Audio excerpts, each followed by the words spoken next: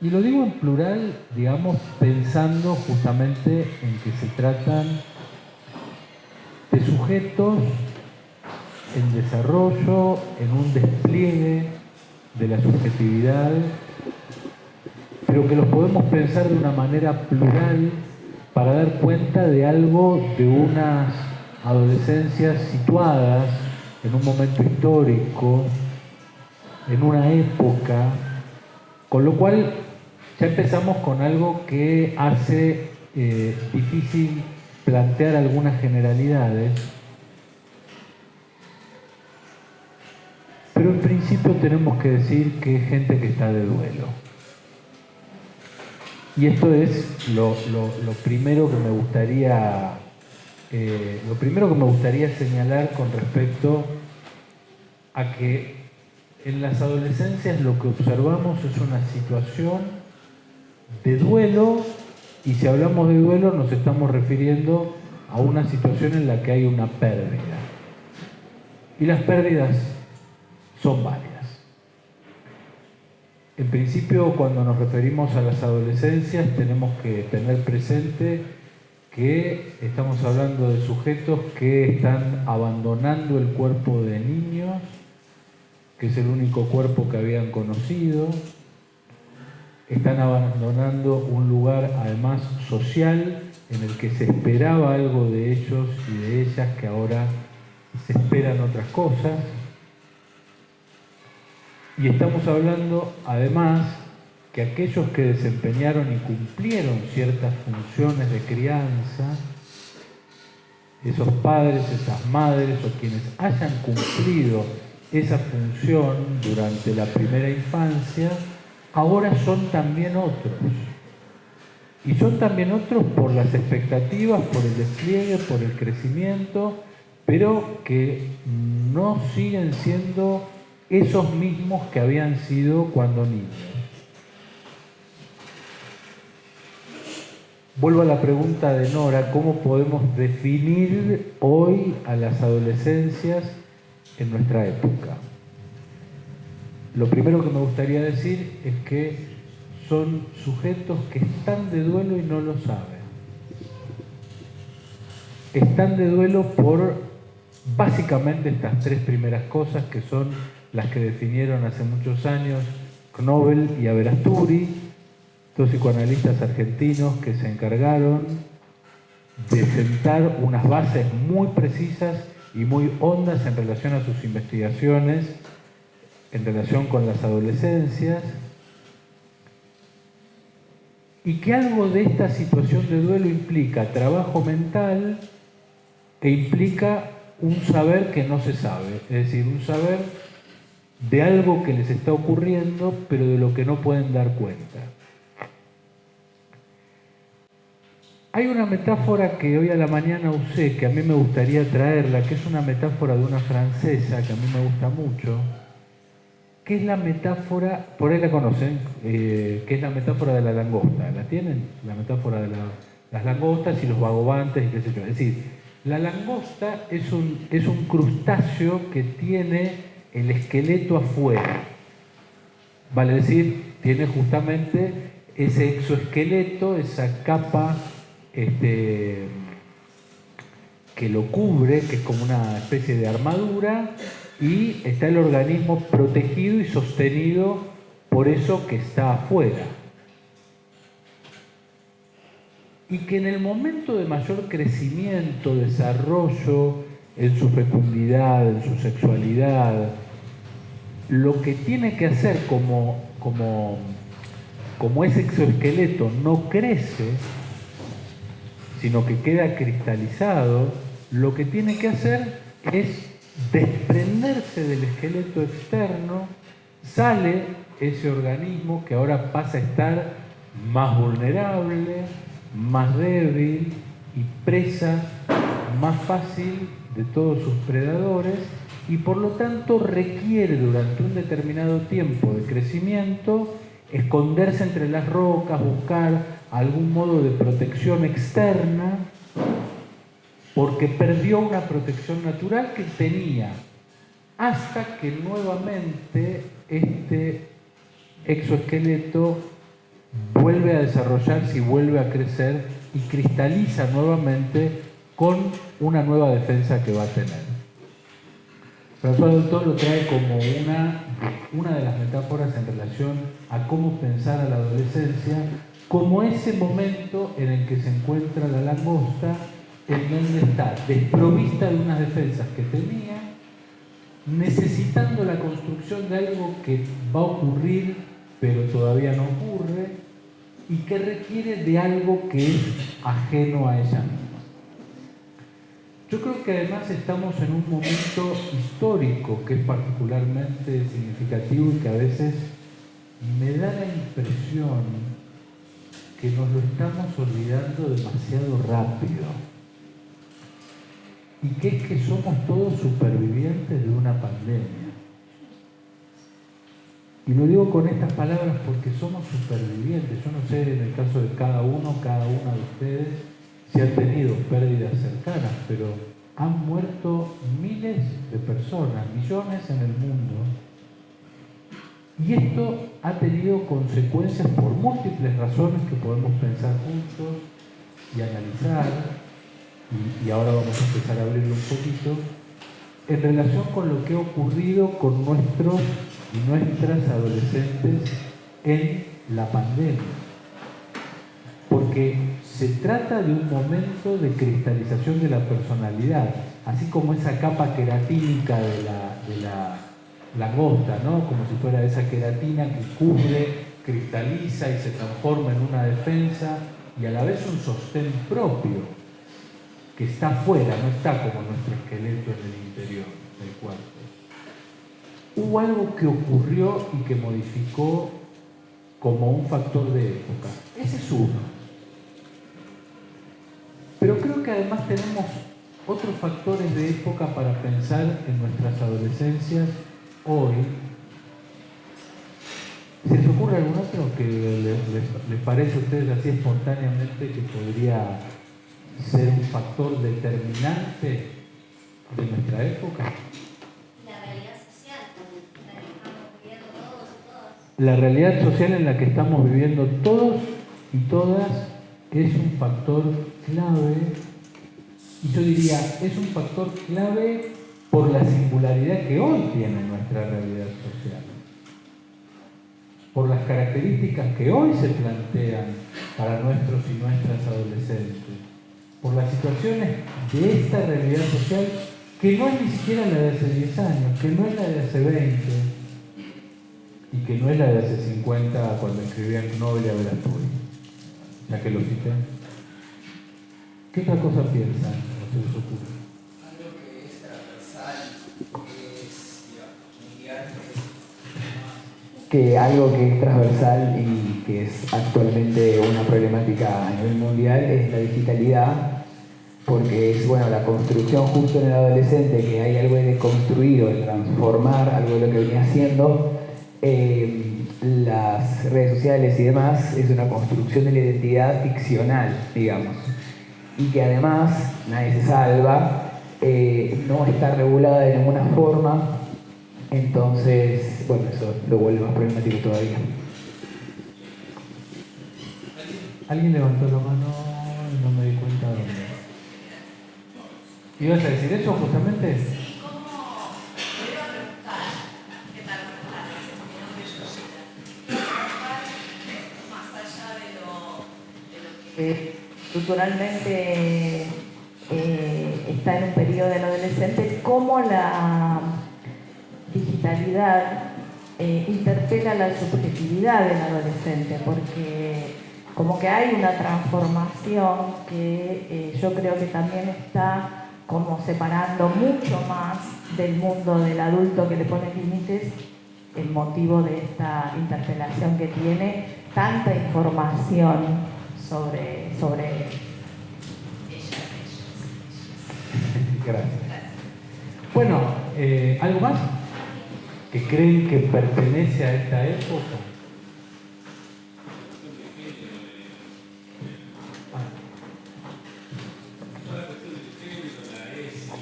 La educación sexual integral, la cuestión de género, el movimiento de mujeres, el crecimiento de... Creo que tengo un hijo que está entrando en la adolescencia diseño es uno de los factores que cómo vincularse, entendiendo todo lo que ha cambiado a mucha velocidad. Además de la... Y que también, bueno, está muy cruzado con lo de la red social. Está muy ligado y...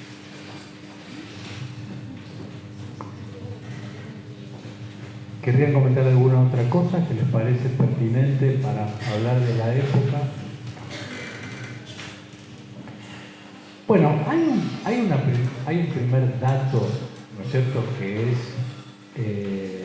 es clave, que es que en cualquiera de estos aparatitos que tenemos en el bolsillo nosotros, pero nuestros y nuestras adolescentes, se mueve una cantidad de información y a una velocidad, una cantidad y en una velocidad de información que es superior a la información y la velocidad de acceso que tenía Barack Obama en su segunda presidencia con la CIA. No sé si me expreso. Esto no es una metáfora, esto es un dato bruto. Vale decir, nosotros tenemos en este aparatito y nuestros adolescentes esa capacidad de hoy, del cual el 95% es chatarra, por no usar otra palabra. Es decir, el 95% de lo que circula es chatarra y hay que ver cómo generar modos para procesar, para elegir, o para pensar o potenciar esta herramienta maravillosa. Y a esto se suma otra situación yo miro las caras un poco para ver quiénes son nativos digitales y quiénes son como yo, extranjeros, dinosaurios de la era digital, pero ¿qué se le va a hacer? Yo cuando en mi adolescencia yo llegaba a mi casa a las 5 de la mañana, que venía de bailar, de Pinar de Rocha, no sé de dónde era, en la noche de los tiempos, o de Crash, que era otro de los boliches que iba. Yo llegaba y abría la puerta, triqui, cerraba, y cuando la puerta hacía clic, mi vieja de la otra punta gritaba: ¡Ah, llegaste! Sí, llegué, todo bien, vieja. Entonces me iba a dormir. Y el mundo externo quedaba del otro lado de la puerta y el mundo interno quedaba de este lado de la puerta. Había una diferenciación muy clara entre un exterior y un interior. Vuelvo al aparatito este que tiene poquitos años en la historia, ¿cierto? Uno entra, está en la mayor intimidad y en el interior hay una conexión con un exterior que no es cualquier exterior, es un exterior planetario, global, es un exterior. Entonces lo interior y lo exterior están conectados y a través de lo exterior también puedo ver qué está pasando acá, allá, en mi casa, en mi intimidad. Hablo, rapidez, velocidad, demanda. Ya, respondeme inmediatamente, ¿no? El aumento de la demanda a través de estos bichitos se transformó en algo impactante, pero ocurrió un nuevo fenómeno para lo cual nos ayuda el matemático Möbius, el alemanote este que habla de la banda de Möbius, que es como una cinta sin solución de continuidad entre un interior y un exterior. Digámoslo así, hay algo que hoy puede realizarse ya no como un modelo teórico e hipotético, sino como una falta de solución de continuidad entre lo externo y lo interno, donde para las adolescencias y para todo el mundo, seamos honestos, se produce una espectacularización situacivilia, una espectacularización de la intimidad. ¿Cómo?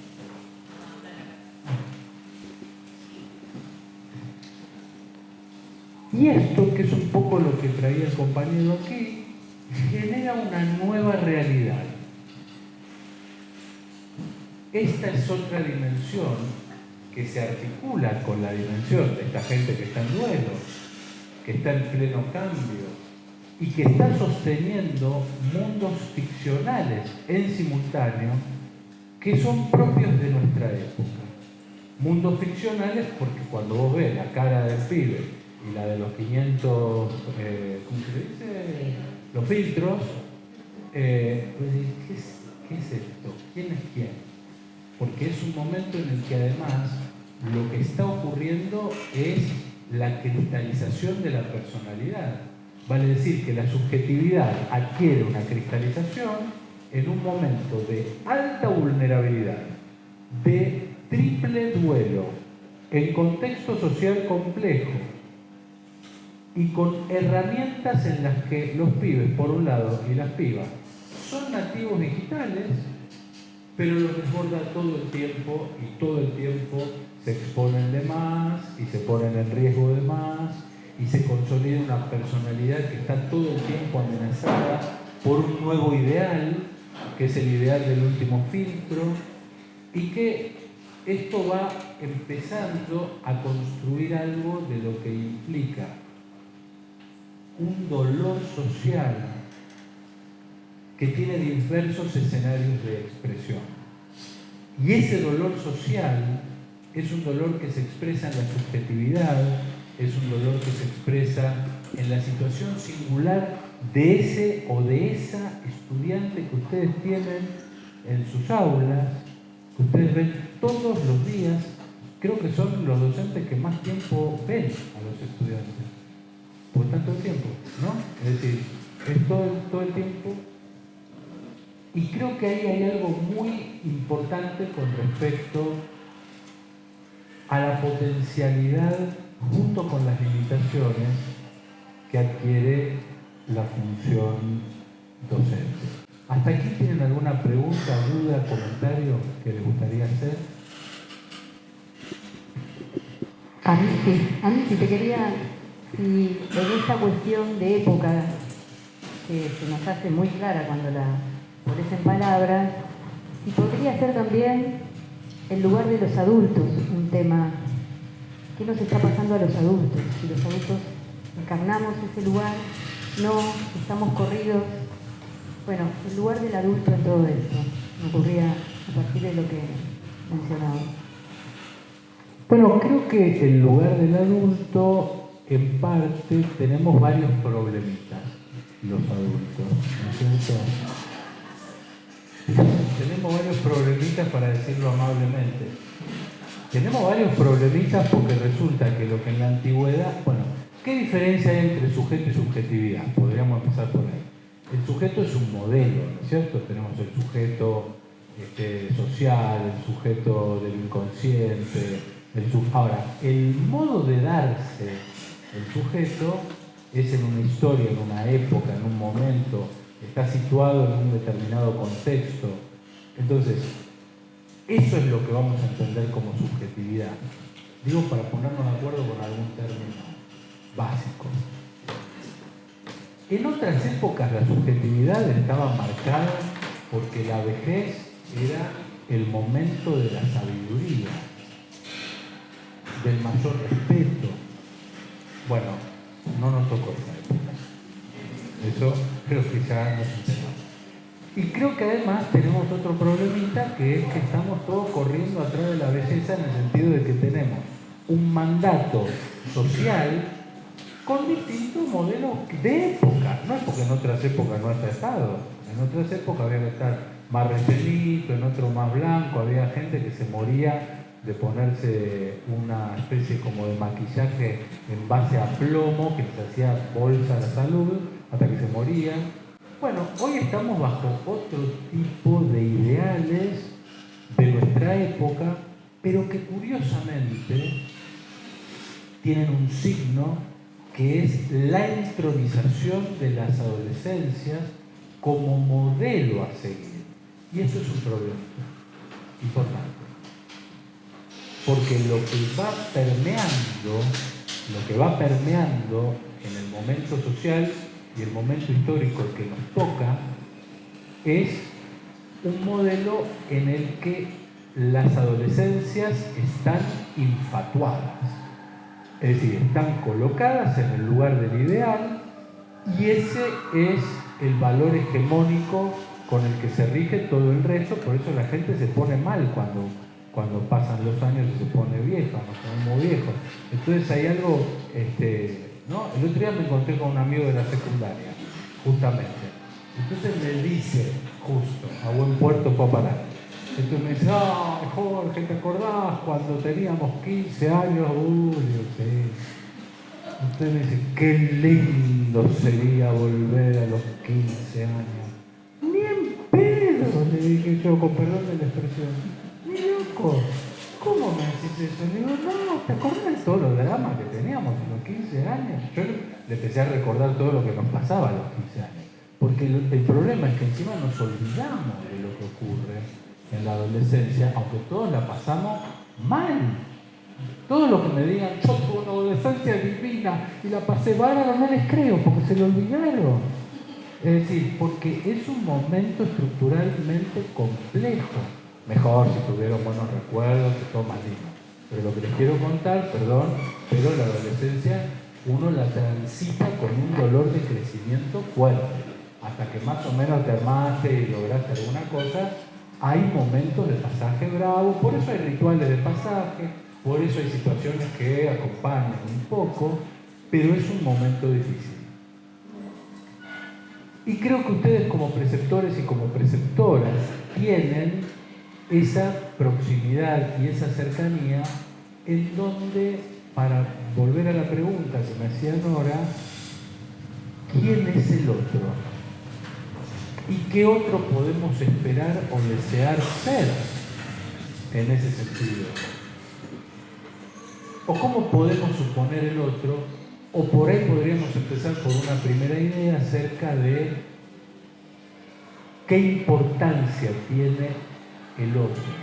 ¿Qué importancia tiene el otro? Los seres humanos somos los únicos mamíferos que al nacer, si no nos asisten, no sobrevivimos. Somos los únicos. Más o menos los marsupiales que se meten en la... Pero lo hacen solos, se meten en los canguritos que se meten como en la bolsita esa, pero ya lo van haciendo solos. El ser humano no.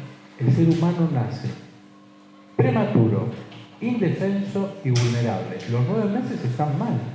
No sé si se acuerdan. Están mal. Es parte de la evolución filogenética, ¿no es cierto? Pero lo que quiero decir, no es que uno nace prematuro.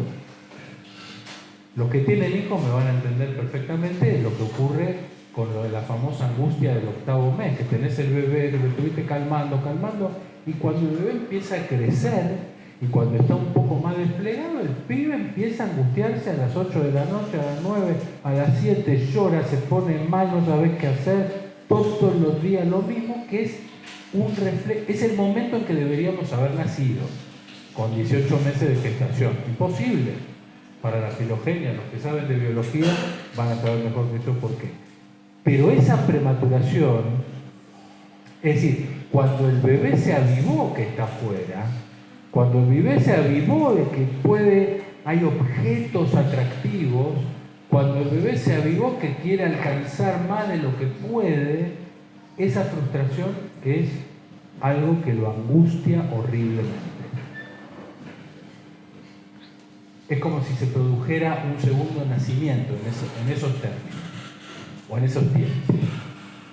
Ahora bien, no es lo mismo quien te toca como ese otro que te asiste, en cada caso singular y en cada historia de cada quien. En cada uno va a ser una situación distinta y esto es grávido de consecuencias, es decir, esto tiene una marca distinta para cada uno, para cada una, y esto va a dar cuenta en la historia singular que todos requerimos de alguien que nos haya cuidado, que nos haya alojado y que nos haya adoptado. Porque a veces la gente cree que la adopción es cuando va al Ruanda o cuando hace los trámites de adopción de un niño o de una niña. No, señoras y señores, todos los seres humanos, ya sean de padres biológicos, de madres biológicas, por ovodonación, por donación de gametos, por todas las posibilidades que hoy afortunadamente tenemos, por el Ruaga, tienen que pasar por una adopción. Y esa adopción no es ni más ni menos que algo de lo que plantean Derrida, Levinas, para nombrar algunos de los que traen algo de una hospitalidad en relación con alojar al otro como algo que no sabemos que trae, que es diferente, que no somos nosotros, que tiene algo con lo que podemos identificarnos y otra cosa que no. Hay algo de eso que es una marca en cada sujeto, pero es una marca que no la conocemos. No la conocemos, no la conocen. Sabemos esto que estamos diciendo y está bueno que nos enteremos. Pero cómo transcurrió en cada uno no la vamos a saber. Y sin embargo, en cada uno de esos encuentros en los que preceptores, preceptoras van a estar con sus estudiantes, se va a producir un fenómeno muy singular.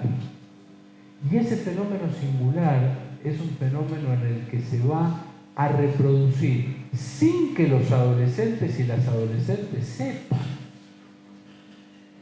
La reproducción de una escena. Y esa es una escena en la que primero se constituyeron, luego crecieron, luego se fue resignificando y llegaron a la escuela media y algo de eso empieza a reproducirse con quienes encarnan un lugar de un otro que está representando a su vez a alguien más. Están representando a la escuela, ¿sí? Están representando al sistema educativo, si ustedes quieren, están representando al Estado, si quieren. ¿Quién es el Estado? En ese punto va a ser cada uno, cada una que esté allí. Es como si fuera una versión encarnada de un tercero, pero en ese otro, ¿no les ha pasado alguna vez? Ustedes dicen, ¿por qué reaccionó así ante lo que le dije? ¿Por qué se enojó? ¿Por qué no me banca? Yo le caigo mal a este pibe o a esta piba. O al revés, ¿por qué está tan copado conmigo? Se me reenganchó un pibe, no sabés cómo me quiere. O esta piba que viene y me habla todos los días. No es por nuestras maravillosas características ni porque seamos malísimos. Digamos, sí, hay un factor y de ese factor tenemos que ocuparnos. Pero hay una reproducción, les digo el término técnico, reproducción fantasmático-transferencial. Y ahora les digo qué quiere decir eso.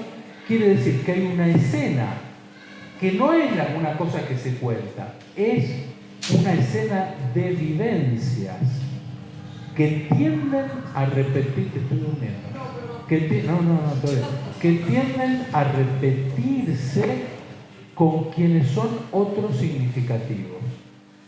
¿Estamos bien hasta acá? Y los preceptores y las preceptoras son figuras, disculpen, privilegiadas para que les ocurra esto, porque los tienen todo el día ahí, ¿me expreso? Entonces, en ese sentido, hay algo que es un límite, porque ustedes pueden ser los mejores del mundo, pero si en esa historia singular hay algo de esto que es, invento, ¿no? Pero vamos a suponer una posición desafiante ante un otro que se quedó medio dormido y que hay que despertarlo. Es muy probable que en la vivencia que se vuelve a repetir y que insiste, van a tener una actitud desafiante con ustedes. Entonces se espera. Bueno, uno después colige y dice, bueno, acá habría que ver, pero uno tiene que saber, nosotros sí tenemos que saber. Los adolescentes, las adolescentes no tienen por qué saberlo, no lo saben. Porque no es consciente, no son conscientes de estos procesos. ¿Con qué otro estaría bueno que todos nos encontremos, nosotros, nuestros y nuestras adolescentes? Con un otro que aloje, con un otro que reciba, con un otro que aloje y le dé la bienvenida a la diferencia, hablando de la ESI, ¿no? Que afortunadamente, pienso, que tenemos ESI, que es una ley, y que es una ley que permite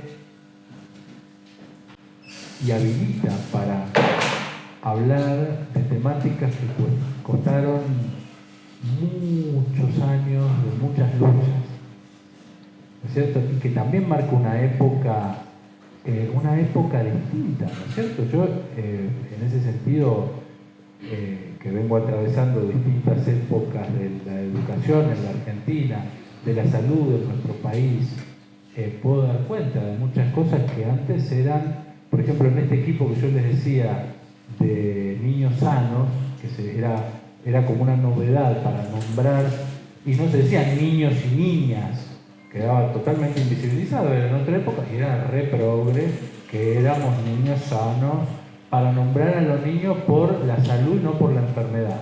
Por eso era como una cosa adrede, sigue existiendo el servicio.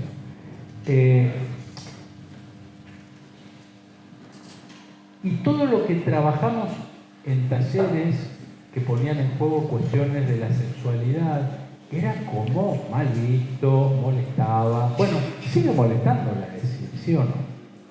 Sigue re molestando.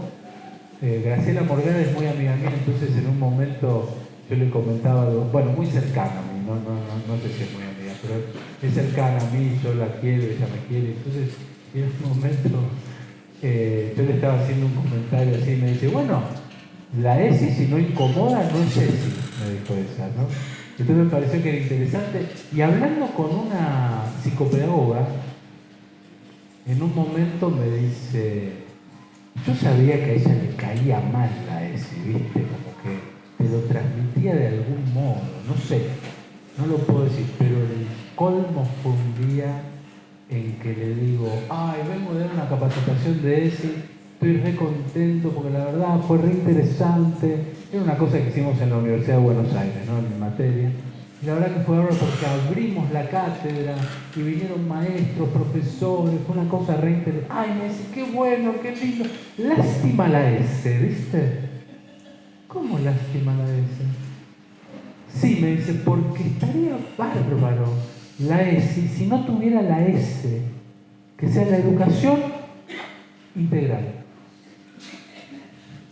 No, pero lo más importante es que sea sexual.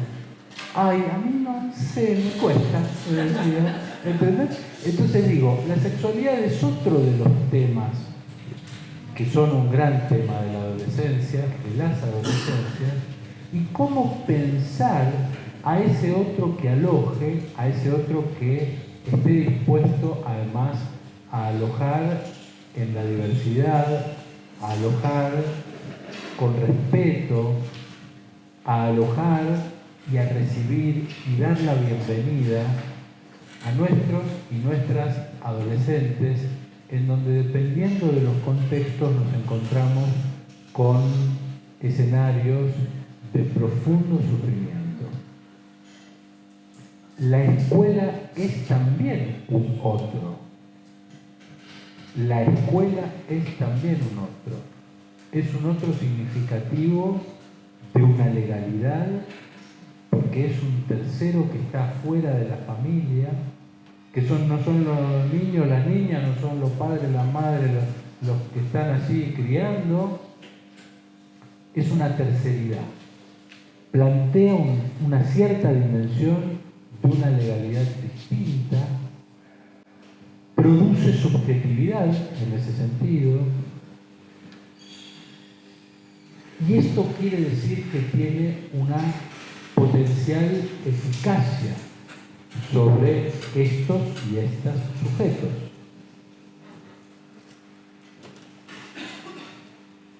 Por lo tanto, quienes encarnamos en nuestras instituciones, en nuestros lugares,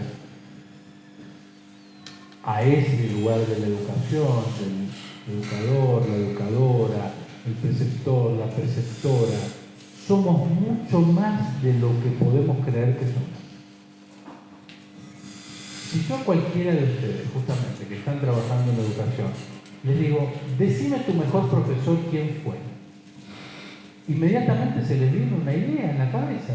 Yo creo que a ninguno de ustedes les falta una representación que no diga, oh, me acuerdo de fulano en Capo porque me encantaba, y la otra, divina, la vieja no sé qué, que no sé cuánto, que vos sabés que era bárbara, y la vieja por ahí tenía 5 años más de nosotros en esa época, ¿no? Que esa es otra dimensión, pero que resulta que hay una eficacia que deja una huella. En las investigaciones con Karina Capelli, que no sé si la conocen, pero que somos compañeros, ambos somos profesores en filosofía para ciencias de la educación, en filosofía y letras, en la famosa PUAN, ahora que hay película y todo.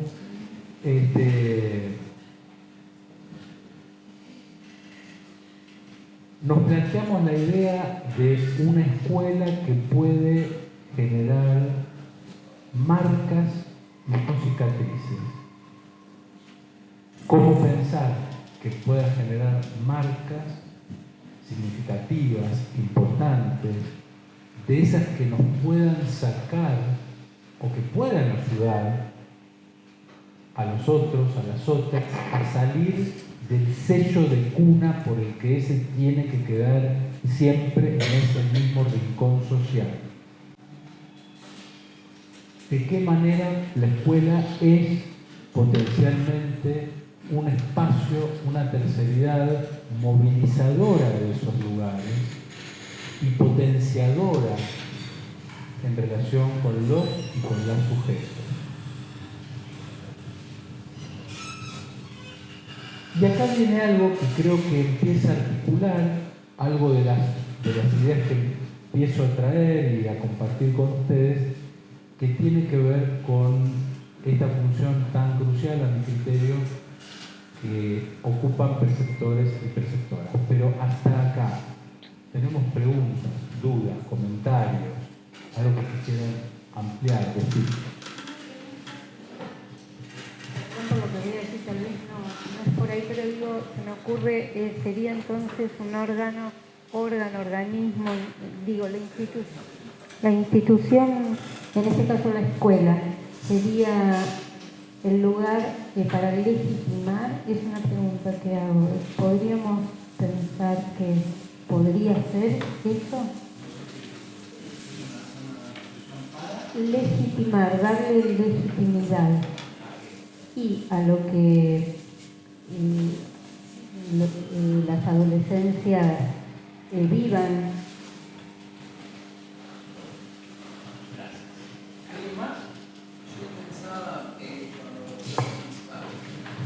Yo pensaba cuando decías al principio sobre qué características tiene en la actualidad, digamos, en la era para los adolescentes, pensaba que hay una, que es una de las cositas que dijiste hace un ratito, que tiene que ver con la voz, que hasta no hace mucho los niños trabajaban, hasta no hace mucho los niños no se escuchaba un juez, digo, hasta no hace mucho ni niños ni adolescentes eran escuchadas, y creo que en ese sentido esta era o este momento también pone en crisis el autocentrismo,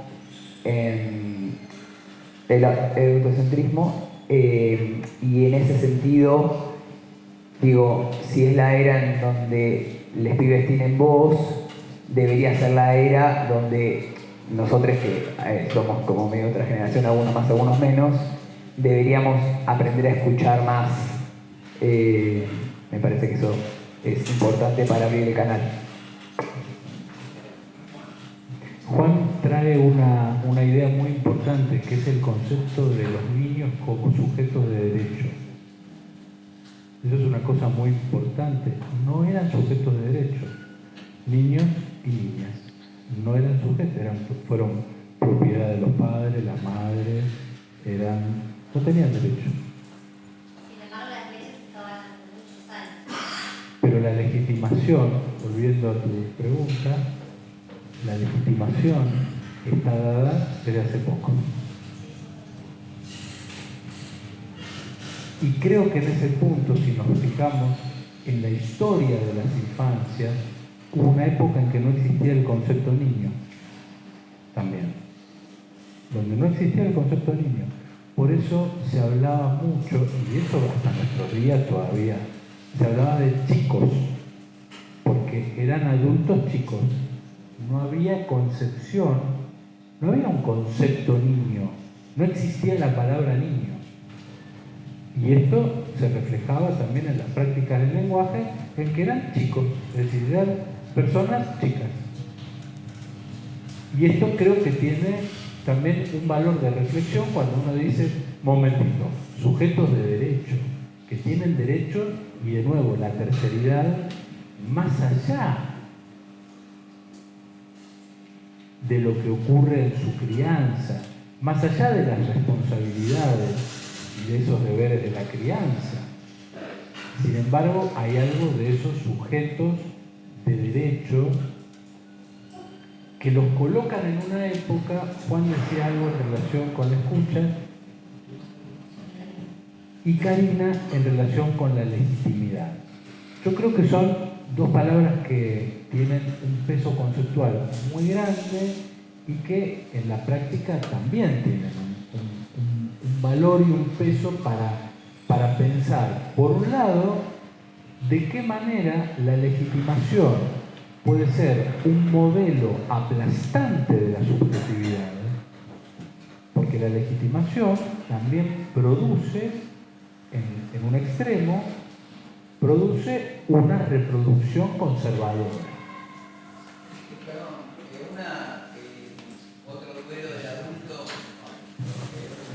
Otro duelo del adulto es esto de la disciplina y lo otro que es el respeto, que para mí cuando dicen el respeto de antes, están hablando de disciplina. Tiene que ver, digamos, no sé hacia dónde vamos ni cómo hacer, pero si hay algo que creo que ya es momento en que por lo menos debemos dejar a un costado, es esto que tiene que ver con el respeto, disciplina, Sí, es dogmático, ¿no? Sí, decí por favor. En realidad es medio dogmático, sería dogmático. Dogmático. Claro. Lo que pasa es que hay una tradición. Bueno, un momento, entonces espera. No, yo lo que siento yo hace 15 años que soy receptora, y a lo largo de los años lo que siento en este momento es que a los chicos les cuesta más creer en uno, ¿no? Como que les cuesta más, llegar a ellos. Y me parece que el desafío está por ahí, ¿no? Como resignificar el lugar del adulto y uno replantearse un montón de cosas para acompañarlos y para que ellos puedan refugiarse en uno. Porque si no ellos se escapan o se van o no creen en vos o no te quieren escuchar directamente. Y me parece que ese es el gran desafío. Y también como papá, porque soy mamá y también me sucede lo mismo. Creo que va por ahí, me parece a mí.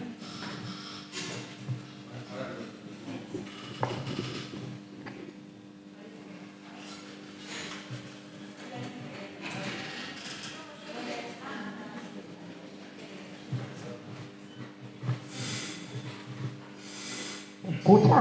Ahí va.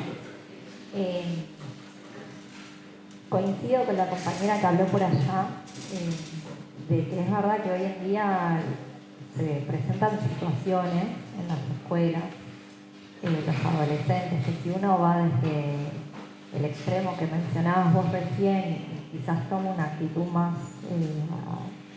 autoritaria o dogmática, ¿viste? Como imponiendo, genera el efecto rebote en el adolescente. Yo noto mucho observando, siendo que soy preceptora y que estoy todo el tiempo y veo todos los profes que entran y salen, cómo responden los pibes a distintos docentes, ¿no? Y el adolescente, cuando tiene a alguien que es autoritario, que ni bien sucede algo, saca una sanción y llena de sanciones en vez de poner en palabras y explicar o ganarse, digamos, el afecto antes de construir un vínculo, antes de enseñar, digamos, ¿no? Que es algo muy importante.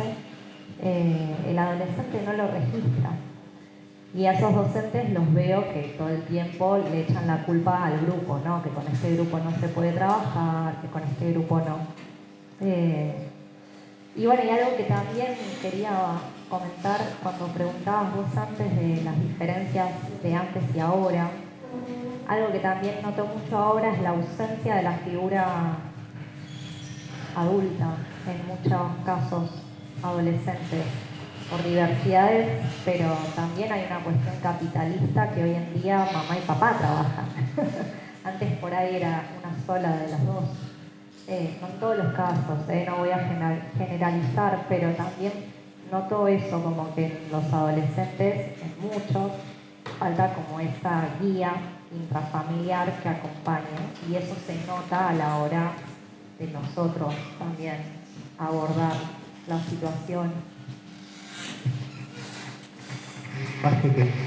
Sí, yo estaba pidiendo yo.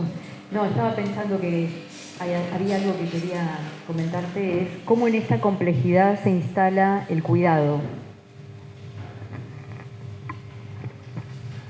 Bueno, creo que tenemos varios elementos como para seguir avanzando con nuestro conversatorio, pensando, por un lado, en que la legitimación puede ser la legitimación de la violencia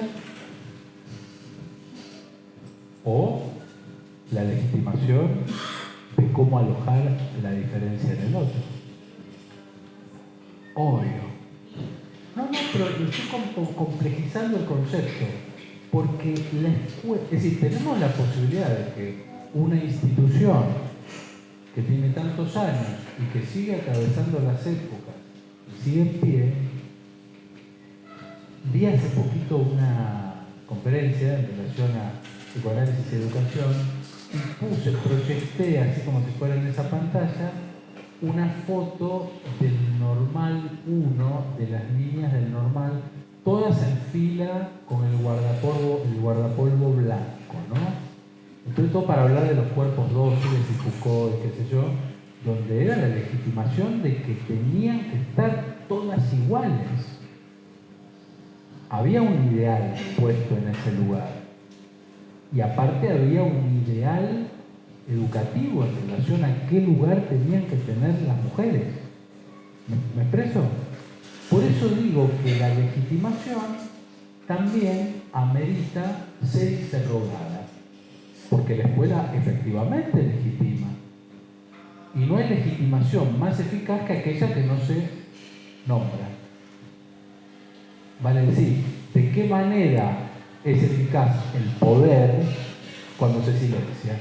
Foucault, ABC, ¿no? Es decir, cuando no hay explicitación de las relaciones de poder, entonces esto es más eficaz para la dominación, para el sometimiento, que creo que es algo de lo que vos decías, esto de la disciplina. En mi época, ¿viste? Cuando te dicen así, pero como si fuera valorando lo peor de las represiones, ¿no es cierto? Y de las situaciones arbitrarias, autoritarias, donde lo que no estaba permitido era que surja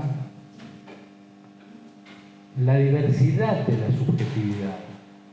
Y que eso sea alojado en un despliegue, y no de cualquier manera, no de cualquier manera. Y eso generaba una ilusión ficcional de un otro que ahí sí que los padres teníamos no sé qué, y los maestros tenían autoridad. No, a veces era una mera ficción legitimada, y legitimada en autoritarismos, o en violencias. Por ejemplo, en mi época de la escuela, si tenías el pelo largo, el director venía con una tijerita y hacía chin, chin, chin, chin, y te cortaba el pelo. ¿Usted me escucha lo que yo les estoy diciendo? En algunas escuelas todavía no pasa. No, hoy en día, wow. No te podés poner el pelo de color. Wow, qué impactante. Bueno, pero quiero decir, yo solamente en pensar en eso hoy, antes estaba legitimado. Entonces el director se paraba, qué sé yo, y era una época siniestra, entonces te hacía el corte de pelo, el corte, te daba el tijeretazo, y era como un acto de que estaba orgulloso, ¿viste? Pero también en otras épocas, cuando los niños y las niñas se portaban mal, había una tecnología de la disciplina, del disciplinamiento, que eran unos gorros de hierros que se les ponían en la cabeza a los niños y se los ponían en un rincón. O sea, bueno, habrán oído hablar una vez de los bonetes de burro y todo eso. Originalmente eran unos cascos, unos conos de hierro, claro, que él lo tenía no sé cuántas horas. Entonces, de lo que estamos hablando es de una contracara en relación a una situación en la que la pregunta anterior tenía que ver con qué otro nos podemos encontrar o qué otros podemos ser nosotros. Porque aparte esto es lo interesante. Los seres humanos somos otros que nos habitan. Somos otros. Porque el otro está en nosotros. Es decir, la ficción es que el extranjero es el otro, el de allá, el de la escuela de frente. Allá está el extranjero. El extranjero es el que está del otro lado, pero el problemita que tiene otro, que tenemos los seres humanos, es que estamos constituidos de restos de los otros. Y eso que nos constituye y que nos desdobla, si nos empezamos a dar cuenta que estamos hechos de otro y que portamos a un otro, y a un otro en muchos sentidos desconocido, vamos a poder empezar a captar un poco mejor o un poco más algo de esa provocación, algo de ese modo de presentación y algo de ese dolor de nuestros y de nuestras adolescentes.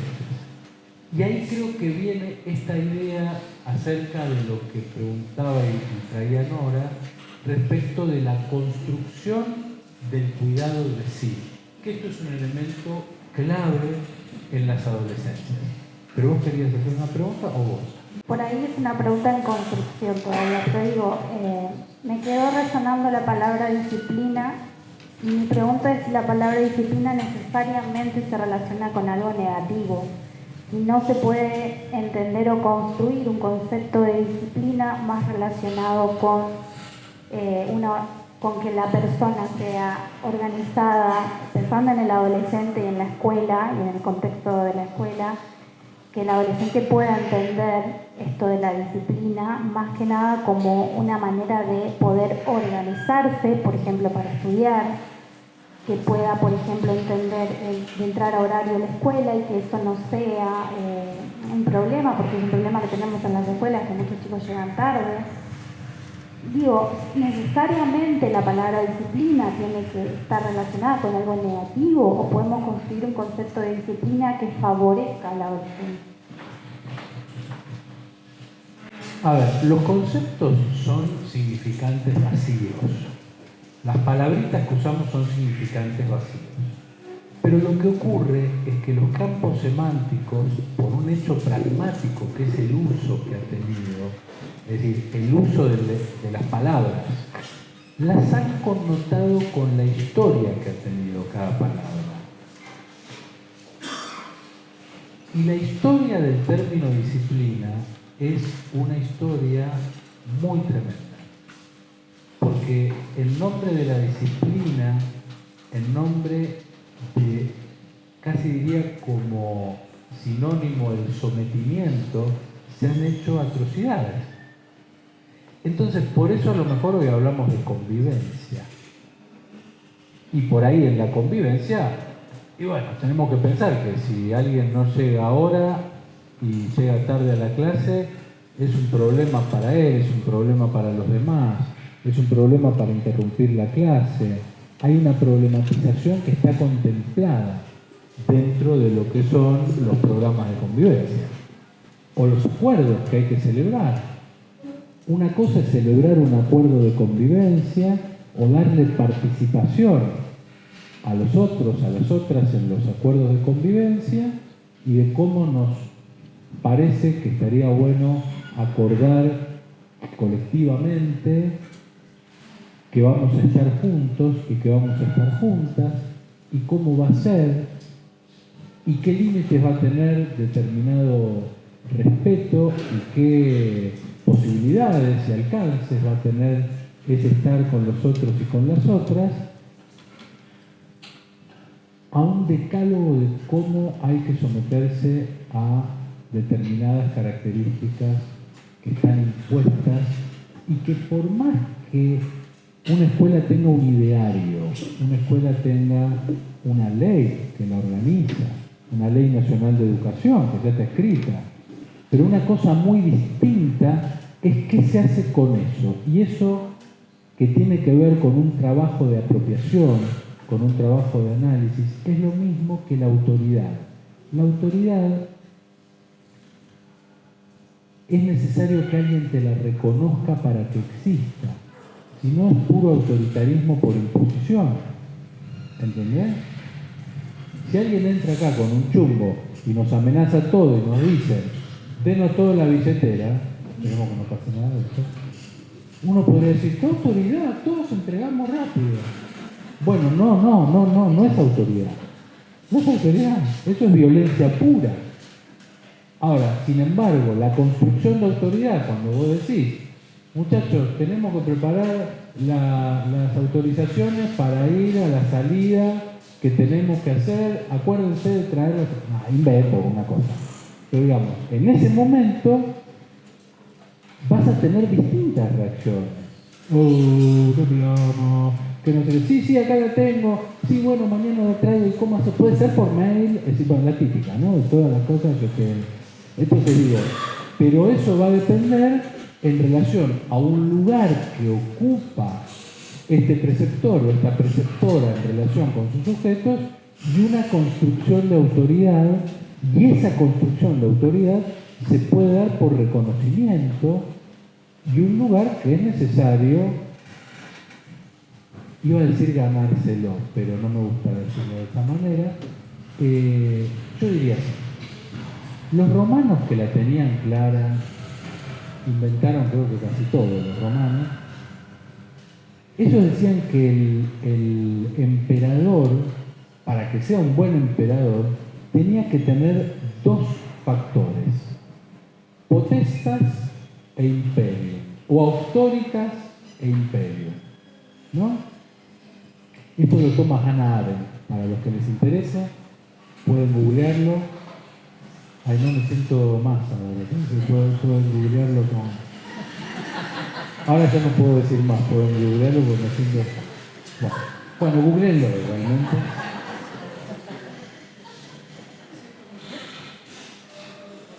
El imperium era el sellito del emperador, es decir, el imperium era que te den el título, el cargo, que te den la chapa del emperador, ¿no? Que te den el título, el cargo de preceptor. Para los romanos hacía falta algo más y ambas eran condiciones sine qua non, es decir, que tuviera la autoridad por el reconocimiento del pueblo. El pueblo tenía que reconocerlo a este que tenía el imperio para que se den ambas condiciones, la potestas y el imperio, la autoritas y el imperio. Si era solamente por la versión popular, pero no estaba reconocido genuinamente, era un líder revolucionario. Y si no, podía quedar como un autócrata, digamos, autoritario, en un lugar que nadie le reconocía su poder. Y esto era un problema para el imperio. Bueno, los argentinos sabemos mucho de esto, ¿no? Sabemos bastante. Pero quiero decir, me parece que hay algo de la autoridad en esos microclimas, en esos microespacios sociales en donde preceptoras y preceptores están trabajando con sus estudiantes, en que se produce un efecto de reconocimiento a partir de lo que hace, y alguien, que creo que fue Juan, dijo que hay una necesidad de escucha. Hay una necesidad de escucha. La escucha no es simplemente oír. La escucha implica una posición subjetiva y activa. Y esa posición subjetiva necesariamente requiere no solamente de conocer los protocolos, que son muy importantes y que nos protegen a cada uno de los que trabajamos en educación, y cuando tenemos que activar los protocolos, poder activarlos, y disponer y conocerlos. Creo que acá hubo cursos de protocolo también, ¿no es cierto? Digo, pero me parece que hay algo que excede incluso los dispositivos pensados para activar determinadas situaciones que sean contenidas de distintos modos por estos protocolos y que tienen que ver con algo de la posición subjetiva de quienes ocupan una función docente que además necesariamente y fundamentalmente con preceptores y preceptoras tiene algo de una función tutorial, aunque no sean los tutores. Y es una condición de la función tutorial que a veces la encarna el preceptor, a veces la encarna la preceptora, a veces la encarna el bibliotecario, porque escucha, sí, porque yo voy a la biblioteca, yo tengo muchos años de experiencias en investigación, en media, ¿no? Y hace muchos años habíamos empezado a trabajar con el Proyecto 13, que hace 1000 años, no sé si alguien se acuerda que era el Proyecto 13, pero que era un proyecto para anclar a los docentes en un establecimiento educativo con un cargo y que ese cargo fuera el de tutor y que entonces tenía como si fuera un extra dentro de su sueldo y entonces tenía una cantidad de funciones. Empieza el proyecto de las tutorías y entre los proyectos ese ocupaba el número 13, por eso se lo conoció como Proyecto 13. Entonces empezamos a hacer con un grupo, en ese momento estaba Jorge Canteros en la dirección del proyecto, en donde empezábamos a ver que cuando investigábamos a los tutores y trabajábamos a través de los y las adolescentes y íbamos a las distintas escuelas en las que había tutores y digamos escuelas de gestión pública, de gestión privada, confesionales, no confesionales, bueno, nos encontramos que había un rasgo que era un común denominador y era que no siempre coincidía a quienes estudiantes reconocían como tutor o como tutora en lo que nosotros describíamos como una función y quien efectivamente tenía ese cargo. De nuevo lo de auctoritas e imperios. Pero en este caso, lo que empezamos a describir y empezamos a conceptualizar fue una función tutorial. Vale decir que hay algo de la función tutorial que ahí ya hay que empezar a ver cómo se encarna esa función tutorial. Pero una primera característica y un primer requisito es que esa función esté ejercida a partir de una proximidad, de una presencia, de una escucha y de algo de eso que uno a veces siente que es una limitación, que no puede avanzar con determinadas problemáticas. Hoy estamos ante problemáticas muy serias, post pandemia incluso, me animo a decirlo, por los números que estamos manejando hoy en salud mental luego de la pandemia, con incrementos tremendos en relación con los suicidios en la adolescencia, en las infancias, intentos de suicidios, depresiones, situaciones de autolesiones, de cortes, de lastimarse, y de una cantidad de factores que en general no se los considera, pero que yo sí los considero, muchos, que no entran en estas categorías y que son los accidentes, ¿no? Los accidentes. La situación de accidentes que, pero no te puedo creer, qué cosa.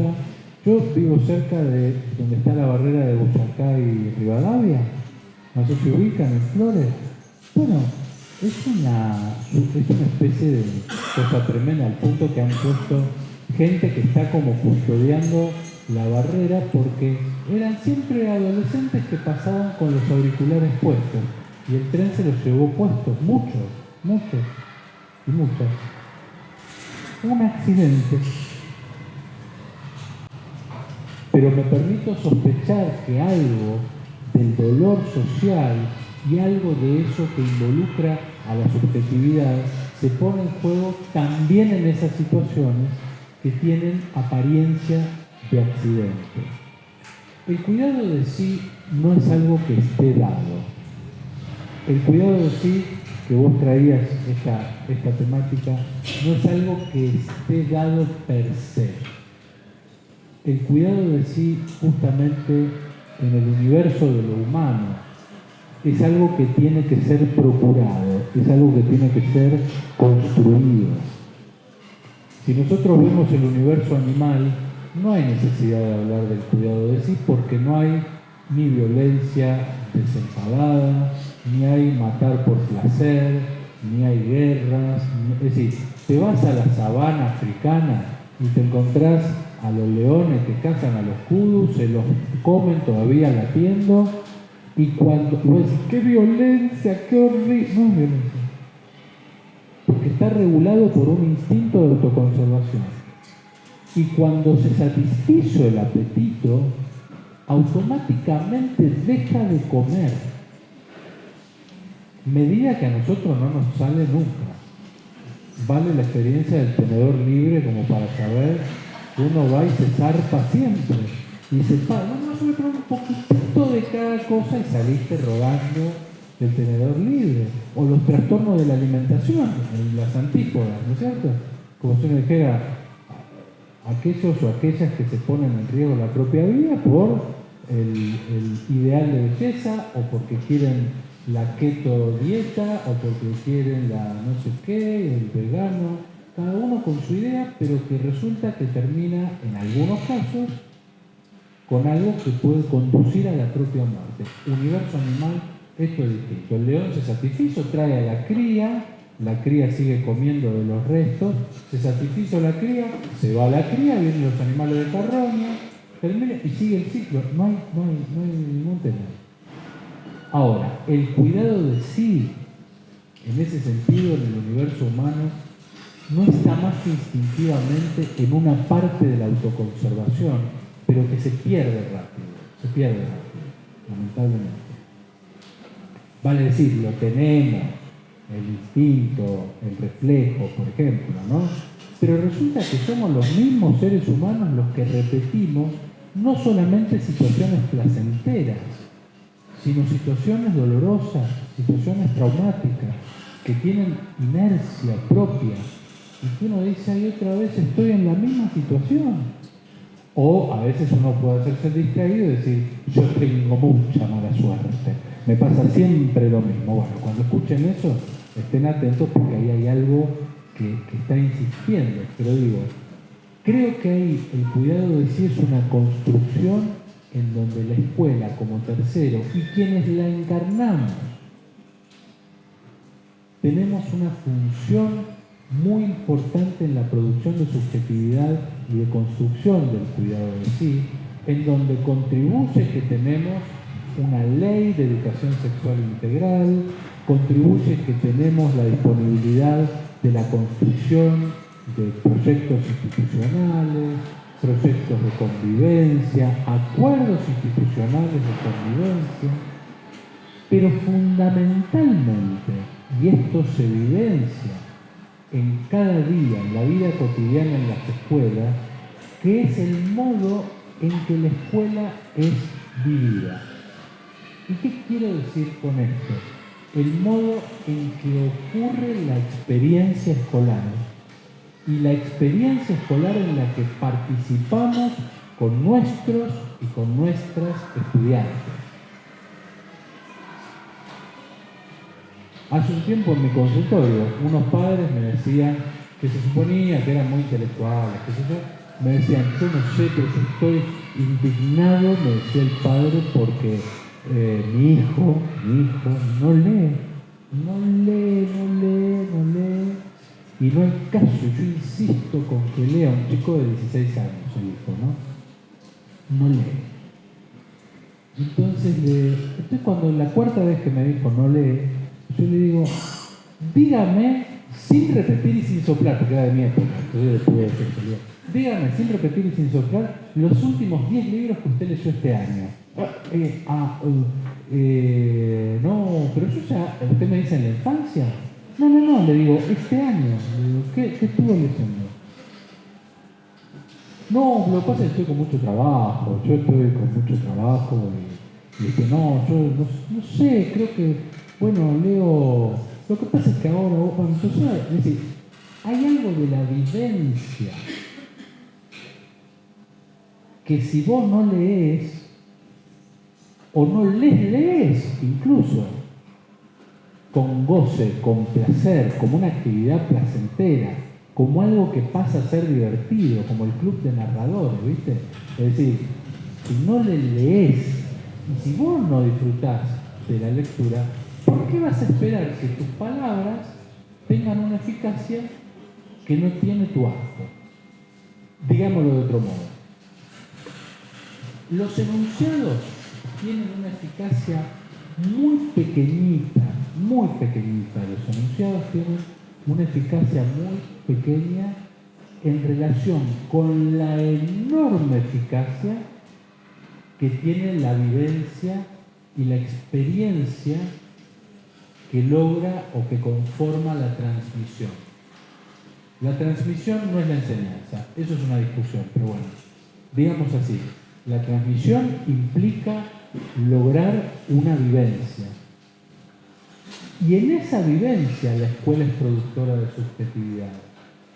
Si en la escuela me siento acosado, me siento en un lugar inseguro, me siento que voy y que me van a boludear, que me van a forrear, que me van a maltratar por mis características, por mi color de piel, por la sexualidad, por la religión, por el país de procedencia, porque soy pobre, porque...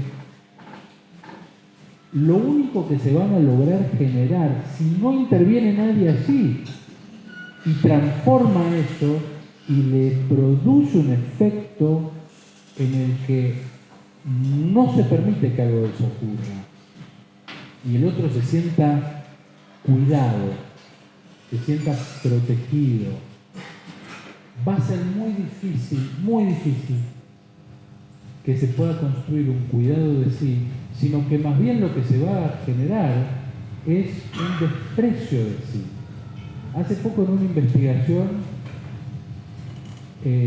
también con el grupo de Karina Kaplan, Darío Arévalo, Ezequiel Zapu, bueno, estaba leyendo unos relatos de un trabajo de campo, entonces les preguntaban a una chica que se había lastimado los brazos, ¿por qué se había cortado?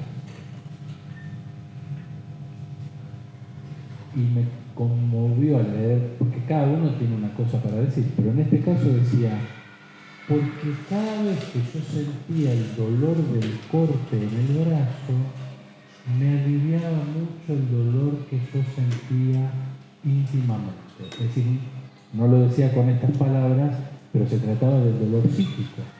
¿Me expreso? Es decir, el dolor del corte en el brazo le aliviaba otro dolor. ¿Está bien? Entonces, me parece que acá tenemos varias cosas para recuperar y plantear en relación a lo que estamos diciendo. Menos cuarto, dijo acá el coordinador principal. Menos 10. Menos 10, muy bien. La escuela es productora de subjetividad, la escuela somos quienes la hacemos, la escuela. Nos elegimos una profesión que tiene este problema porque otro problemita es que no hay nada más contagioso que la angustia.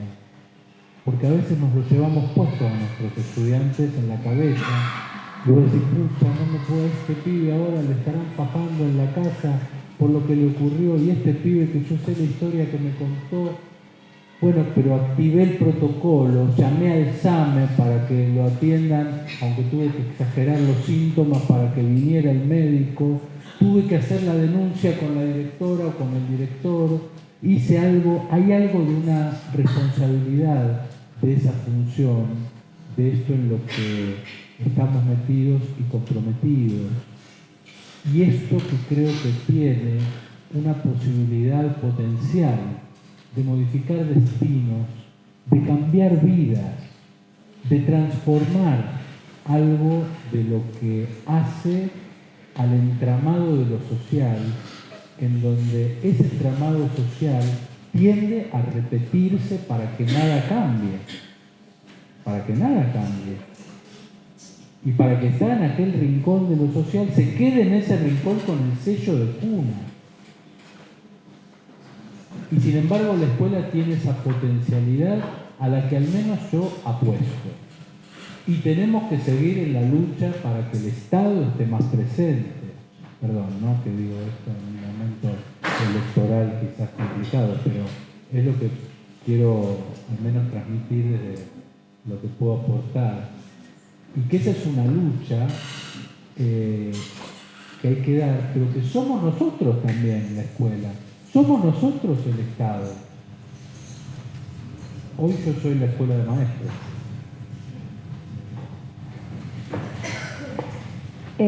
Buenas tardes. Nosotros somos del Comercial 32 y nos pasa todo lo contrario de lo que usted está diciendo.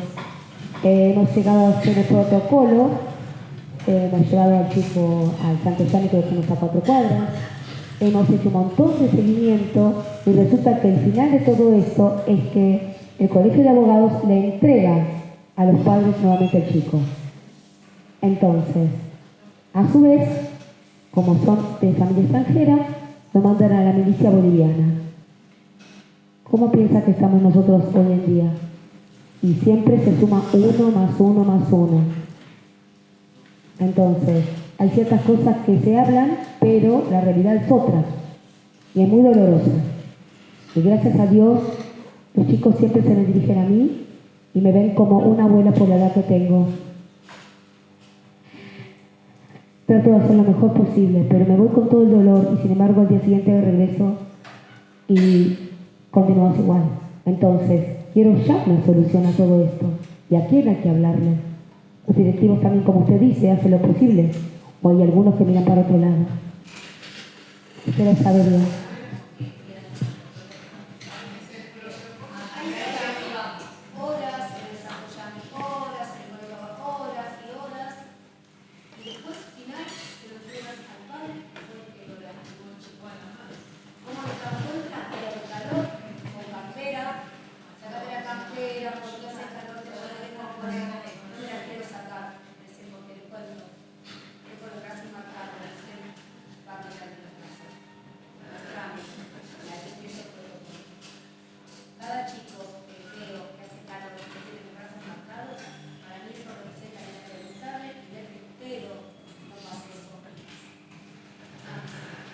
Gracias por tu intervención, porque digo, es más de lo que estoy planteando en términos justamente de los alcances y las limitaciones. En cada familia, cuando vos haces una denuncia, por ejemplo, no sabés el alcance que... Yo no me animaría a generalizar que en todas las familias ocurre exactamente lo mismo. Y vos haces una denuncia, es también una apuesta, porque el adolescente o la adolescente que está instalando algo de esa legalidad, de esa legitimidad, a veces se encuentra con que en su propia casa está ese clima de locura, de violencia, totalmente despiadada. Y a veces esa intervención, que no es lo mismo que esté a que no esté, yo te lo aseguro. Esa intervención que a vos te deja angustiada, que te lo llevas a tu casa, pero que es enormemente valiosa, porque cuando esa familia recibe esa denuncia, cuando aparece esa dimensión de un tercero de la ley, bueno, ahí ya no lo podemos calcular el efecto que tiene. En algunos será menor, en otros será mayor, pero ahí hay algo de esa función ejercida, y ejercida comprometidamente, ¿no? Que me parece que es algo de lo que estamos hablando. Por favor. Cuando yo iba a la escuela, el preceptor solamente tomaba lista, yo ni sabía cómo se llamaba, y al final vos cada vez como que se involucran más, y me parece también, uno a veces se da cuenta hasta dónde es el límite, ¿no? Igualmente uno se va mal, se va angustiado, seguramente pensando un montón de veces o a la noche cómo estará este chico o esta chica, pero a mí me parece muy valioso también lo que dice o lo que cada uno hace, ¿no? Y estar tranquilo de decir, bueno, yo hago todo lo que se puede, lo que está a mi alcance. Pero bueno, eso también. Gracias por tu testimonio, que también es muy valioso lo que estás diciendo y que también va mostrando algo del compromiso que creo que cada uno tiene en su función, que excede tan ampliamente la dimensión burocrática, como te decía tu marido. Yo ni sabía el nombre, me tomaba lista, me ponía presente, ausente y nada más. Pero resulta que hay una cantidad de cuestiones que nos impactan subjetivamente. Por eso también lo importante de trabajar en red, lo importante de contar con los otros y con las otras, que son con quienes trabajamos colectivamente, en equipo, en las instituciones, contar con esto. A veces hay que hacer derivaciones al DOE, a veces hay que hacer denuncias, a veces nos tocan cuestiones en esta función que tienen un peso muy grande subjetivamente. Y creo que estos espacios, por ejemplo, este espacio en el que estamos hoy, de compartir estas experiencias, de traer incluso las frustraciones o los dolores de esta tarea, me parece que es parte de un movimiento recursivo, algo que colectivamente vamos también compartiendo y ojalá que permita que se vayan pensando juntos, pensando juntas, algunos de los conceptos, algunas de las ideas, algunas de las prácticas y de las reflexiones sobre esta función que todos y cada uno de ustedes y cada una tienen en su responsabilidad, en su tarea y en su dedicación. Muchas gracias a todos.